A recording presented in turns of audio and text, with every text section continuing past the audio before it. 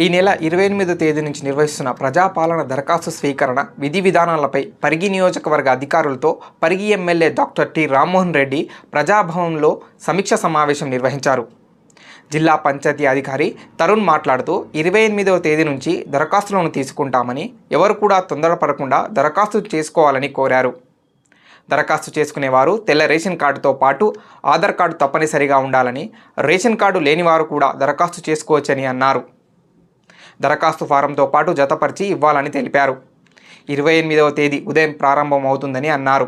అనంతరం Parigi MLA doctor T Rammohan Reddy మాట్లాడుతూ ప్రజలు ఎవరు కూడా అధైర్యపడకూడదని, కాంగ్రెస్ పార్టీ ఇచ్చిన మాట ప్రకారం 5 గ్యారంటీ పథకాల గురించి దరఖాస్తు స్వీకరిస్తున్నామని, ఈ దరఖాస్తు ఒకేసారి ఉండదని, ప్రతి 4 నెలలకొకసారి ఉంటుందని, ఎవరు కూడా అధైర్యపడకూడదని అన్నారు. అర్హులైన ప్రతి ఒక్కరూ దరఖాస్తు ఫారం నింపి వాటికి కావాల్సిన ఆధార్ కార్డు, తెల్ల రేషన్ కార్డు జత చేయాలని తెలిపారు. ఈ కార్యక్రమంలో కాంగ్రెస్ పార్టీ నాయకులు, కార్యకర్తలు, పరిగి నియోజకవర్గ సంబంధిత అధికారులు తదితరులు పాల్గొన్నారు. దూరం ఉన్నాయి కూడా ఒకటే దగ్గర పెట్టారు. అట్లా కాకుండా ఎక్స్ట్రా కౌంటర్ పెట్టి ఆ విలేజ్లో కూడా ఒక రోజు పెట్టేటట్టు చేయాలి సార్. లేకుంటే రాకంచెల్లో తిమ్మలప్పుడు ఒకే దగ్గర పెట్టారు. 3 కిలోమీటర్లు 500 మంది ఇక్కడికి రావాలంటే కష్టం అవుతుంది సార్. అందుకే మనం ఒక్క టీం ఆడ పెట్టాలి, ఒక టీం ఇక్కడ పెట్టాలి. రెండవది రైతు భరోసా, మూడవది గృహజ్యోతి పథకం, గృహజ్యోతి, నాలుగవది ఇందిరమ్మ ఇండ్లు, ఐదవది చేయూత పథకం. వీటికి సంబంధించి మీ అందరికీ తెలుసు. మళ్ళీ ఒక్కసారి వీటికి సంబంధించినటువంటి అంటే ఏ రకమైనటువంటి వివరాలు ఈ 5 ప్రోగ్రామ్స్లో వస్తే కనుక మనం వాటికి సంబంధించిన మనం తీసుకుంటాం. ఇవి కాకుండా గ్రామస్తులు వాళ్ళకి అన్ని విషయాలు తెలిసే అవకాశం లేదు. వాళ్ళకు కొన్ని సందేహాలు ఉంటాయి, ఆందోళన ఉంటుంది. ఇప్పుడు మనం ఇవ్వకపోతే పోతుందంట, వెళ్ళిపోతుందంట, ఇట్లాంటివి రకరకాల ప్రచారం అవుతూ ఉంటాయి. అలాంటివి ఏమీ లేవు అని మనం చెప్పాలి. ఒకటి, ఇవి కాకుండా కూడా ఏవైనా ఇస్తే, ఈ 5 అంశాలు కాకుండా వాళ్ళకి చాలా రకాల సమస్యలు ఉంటాయి. వాళ్ళకి ఏవైనా ఇచ్చినట్లయితే ఇవి అన్నీ కూడా తీసుకోవడానికి ప్రత్యేకంగా ఒక వ్యక్తిని ఒక టేబుల్ వేసి కూర్చోబెడతాం. ఆయనకు ల్యాండ్ సమస్య ఉంటుంది, ఆయనకు ఇంకేదో ఇంటి దగ్గర సమస్య ఉంటుంది, లేకపోతే ఆయన దగ్గర కరెంటు ప్రాబ్లం ఏదో ఉంటుంది, లేకపోతే ఆయన దగ్గర మంచినీళ్ళ సమస్య ఉంటుంది, ఇంకా ఏమైనా సమస్యలు ఉంటుండవచ్చు. ఇట్లాంటివి ఈ 5 అంశాలు కాకుండా వేరే ఏదైనా ఉంటే సపరేట్గా ఒక వ్యక్తిని కూర్చోబెట్టి ఆ వచ్చినటువంటి వాళ్ళ సమస్యలు తెలుసుకొని మనం అందులో ఒక రిజిస్టర్, అందరూ గుర్తుపెట్టుకోండి, ప్రతి కౌంటర్కి ఒక రిజిస్టర్ ఉంటుంది. ఆ రిజిస్టర్లో వచ్చిన వ్యక్తి ఆయన పేరు ఏంటిది, ఆయన పేరు ఫలానా రామయ్య, ఫలానా బీసీ వాడ, ఫలానా పేరు రాసుకుంటాం. మనము వాళ్ళు వచ్చినప్పుడు మనం ఒక 2 అంశాలు ప్రత్యేకంగా అడుగుతున్నాం. ఏంటిది, మన దగ్గర ప్రభుత్వంలో ఉన్న డేటాకు మూలమైనది ఏంటిదంటే మీరు అప్లికేషన్స్ని మీరు ముందే లబ్ధిదారుల దగ్గర తీసుకెళ్ళాలి. ఎందుకంటే గ్రామంలో మీకు ముందే ఏ రోజైతే ప్రోగ్రామ్ ఉంటుందో అదే రోజు అప్లికేషన్స్ ఇస్తే తొక్కిసలాట ఏర్పడుతుంది. కాబట్టి అట్లా కాకుండా ముందే అప్లికేషన్స్ ప్రజాప్రతినిధులు, అక్కడ ఉన్నటువంటి స్థానిక అధికారులు అందరూ కలిసి అప్లికేషన్స్ని డిస్ట్రిబ్యూట్ చేసి అక్కడ ఉన్నటువంటి స్థానిక కుటుంబ సభ్యులు, కార్యకర్తలు మీరు ఫామ్స్ అన్ని కూడా ఫిలప్ చేయాలి ముందే. దానికి సంబంధించిన enclosures, Aadhaar card, ration card enclose చేయాలి, కంపల్సరీ ఎంక్లోజ్ చేయాలి. ఎందుకంటే గవర్నమెంట్ స్క్రూటినీ చేయాలంటే ఖచ్చితంగా ఈ 2 కావాలి. కొంతమందికి డౌట్ ఏంటంటే వాళ్ళకి రేషన్ కార్డు లేదని. రేషన్ కార్డు లేని వాళ్ళు అందులో స్పష్టంగా రాయాలి, మాకు రేషన్ కార్డు లేదు అని రాయాలి. కాబట్టి ఈ విధంగా మీరు అప్లికేషన్ ఎంక్లోజ్ చేసి సబ్మిట్ చేయాల్సిందిగా తెలియజేస్తూ, అదేవిధంగా 1 జనవరి సెలవు దినాలు కాబట్టి ఆ రోజు ఎవరు కూడా ఈ కార్యక్రమం ఉండదు అనేది కూడా గమనించాలని తెలియజేస్తూ, ఇది 2 షిఫ్టులుగా జరుగుతుంది. ఉదయం ఒక గ్రామం అయితే మధ్యాహ్నం ఇంకొక గ్రామం, ఆ విధంగా పెద్ద గ్రామాలు అయితే కంటిన్యూస్గా కూడా జరుగుతుంది.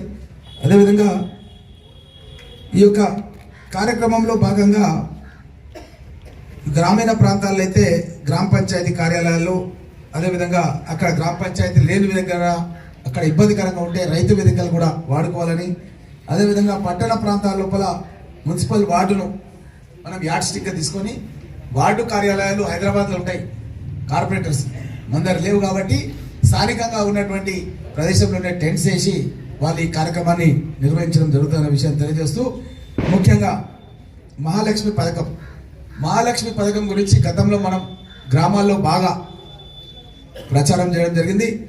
ఇది 2500 గతంలో ఎక్కడ కూడా వృద్ధాప్య పెన్షన్లు ఇచ్చినాం మనం వికలాంగుల పెన్షన్లు ఇచ్చినాం మనం, అదేవిధంగా వితంతువుల పెన్షన్లు కూడా ఇచ్చినాం మనం. కానీ కోడళ్ళకి పెన్షన్ మన తెలంగాణ రాష్ట్రంలో గతంలో ఎక్కడ ఇవ్వలేదు. అక్కడ కర్ణాటక రాష్ట్రంలో ఇచ్చినాం కాంగ్రెస్ పార్టీ ఆధ్వర్యంలో. మొట్టమొదటిసారిగా తెలంగాణ రాష్ట్రం లోపల ఈ యొక్క 6 పథకాలను మనం అనౌన్స్మెంట్ చేసినాం. 6 పథకాల్లో భాగంగానే ఈ మహాలక్ష్మి పథకంలో కోడళ్ళందరికీ కూడా 2,500 రూపాయలు ఇవ్వడం జరుగుతున్న విషయాన్ని కూడా తెలియజేస్తూ, అదేవిధంగా ముసలి వాళ్ళు ఎవరైనా సరే అత్తలు మామలు వాళ్ళకు 4,000 రూపాయల పెన్షన్ కూడా రావడం జరుగుతున్న విషయాన్ని కూడా తెలియజేస్తూ, రైతు భరోసా పథకం కింద కూడా మనం గతం లోపల ఏదైతే ఈ ప్రభుత్వం లోపల రైతులకు ఏదైతే మనం ఇస్తున్నామో దాన్ని పెంచేసినాం. 10,000 రూపాయలు ఉండే రైతు బంధు, దాన్ని 15,000 రూపాయలు. ఎందుకంటే లాగోడ్లు పెరిగిపోయినాయి, క్రిమి సంహారక మందుల ధరలు పెరిగిపోయినాయి, ఫర్టిలైజర్ల ధరలు కూడా పెరిగిపోయినాయి. కాబట్టి రైతులను ఆదుకోవడానికి అని చెప్పి 15,000 రూపాయలు ఎకరానికి ఏడాదికి ఇవ్వడం జరుగుతుంది. అదేవిధంగా 12,000 రూపాయలు ఈ రైతు భరోసా పథకం కింద భూమి లేని నిరుపేదలు ఎవరైనా కౌలుకు చేసుకొని బతికేటోళ్ళు కూడా చాలా మంది ఉంటారు. ఇంతకుముందు తమ్ముళ్ళు అడిగారు, అలాంటి వాళ్ళు కూడా ఉపాధి హామీ కూలీలు కూడా, అలాంటి వాళ్ళందరూ కూడా ఈ యొక్క పథకం కింద అర్హులు. వాళ్ళ ద్వారా దరఖాస్తు చేయించాల్సిందిగా తెలియజేస్తూ వారికి 12,000 రూపాయలు ఒకరొకరికి ఇవ్వడం జరుగుతున్న విషయాన్ని కూడా తెలియజేస్తూ, గృహజ్యోతి పథకం 200 యూనిట్ల వరకు కరెంటు ఉచితంగా ఇవ్వడం జరుగుతుంది.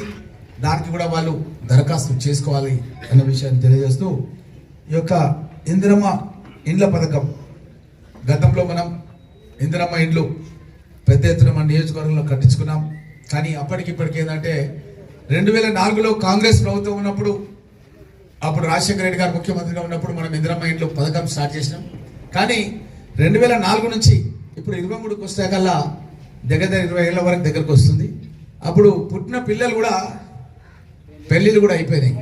కాబట్టి వాళ్ళకి ఇప్పుడు ఇంకొక ఇల్లు కూడా కావాలని చెప్పి ఇంతకుముందు ఇక్కడ తమ్ముళ్ళు అడిగారు. కాబట్టి తప్పకుండా వాళ్ళకు కూడా అవసరం పడ్డది. ఇప్పుడు కొత్త సంసారాలు తయారైనాయి కాబట్టి వాళ్ళ ద్వారా మీరు తప్పకుండా ప్రత్యేక దరఖాస్తు చేయించాలని చెప్పి అట్లాంటి వాళ్ళకందరూ కూడా తెలియజేస్తున్నాం.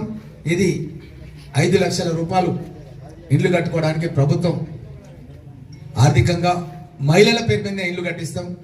అదేవిధంగా ఈ యొక్క ఇంటి స్థలం లేని వారికి 150 గజాల ఇంటి స్థలం కూడా సేకరించైనా సరే ప్రభుత్వం ఇస్తుంది అన్న విషయాన్ని కూడా మీకు అందరు కూడా తెలియజేస్తూ, అదేవిధంగా ఎస్సీలు ఎస్టీలు ఉన్న దగ్గర 1 లక్ష రూపాయలు అదనంగా కూడా ఇస్తామన్న విషయాన్ని కూడా తెలియజేస్తూ, ఈ యొక్క చేయూత పథకం కింద రాజీవ్ గాంధీ ఆరోగ్యశ్రీ అనే పథకం గతంలో ఉండేది.